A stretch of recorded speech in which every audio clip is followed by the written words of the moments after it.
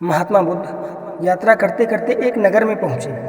वहां के राजा को उसके बूढ़े वजीर ने कहा, महात्मा बुद्ध आ रहे हैं, आप उनके स्वागत को चलें। उनके नगर प्रवेश के समय नगर में आपकी उपस्थिति आवश्यक है। उस सम्राट को अपने धन वैभव का बड़ा घमंड था। उसने कहा, उस भिखमंगे के पास ऐसा क्या है जो मैं स्वागत को जाऊं? मेरे पास किस चीज़ की कमी है?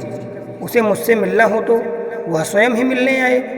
बूढ़े और ज्ञानवृद्ध वजीर को राजा की मति पर तरस आया कि मेरा कैसा दुर्भाग्य है जो मैं ऐसे राजा का वजीर हूँ। उसकी आंखें आंसुओं से भर गई। राजा ने वजीर को कभी रोते नहीं देखा था।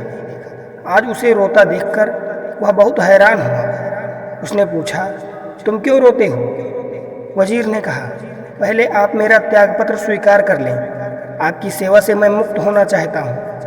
वजीर राजा के लिए बहुत महत्वपूर्ण व्यक्ति था। राज व्यवस्था को चलाने में वही मेहनत करता था। राजा तो शराब कबाब और सुंदरियों के नाच गाना और भोग विलास में ही लिप्त रहता था। वजीर की बुद्धिमत्ता से ही राज्य बड़ा सुव्यवस्थित और सुशासित रहता था। वह यदि पद से हट जाए तो राज्य व्यवस्था चरमरा जाने वाली थी। राजा ने कहा, नहीं नहीं, क्या तुम इतनी सी बात से त्यागपत्र दोगे? मेरी बात में तो मुझे कोई गलती नहीं दिख रही। गलती बहुत है। मैं त्यागपत्र देकर गलती बताऊंगा, क्योंकि जब तक त्यागपत्र नहीं देता तब तक आपका नौकर हूँ और एक नौकर से आप गलती सुनने की हिम्मत नहीं जुटा पाएंगे।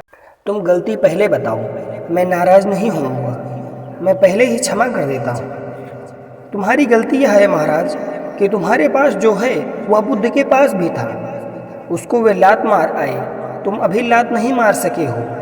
और बुद्ध के पास जो है उसे पाने में तुम्हें अभी कई जन्म लग जाएंगे।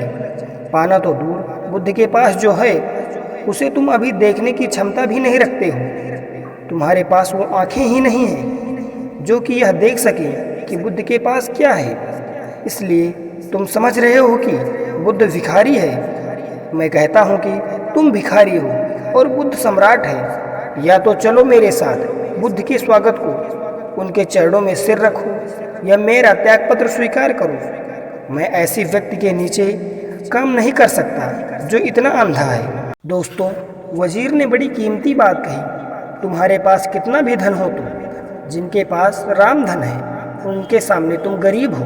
तुम्हारा पद कितना ही ऊंचा हो, जिनके पास आत्मपद मिल गया है उनके आगे तुम्हारी क्या हैसियत है। धन्यवाद।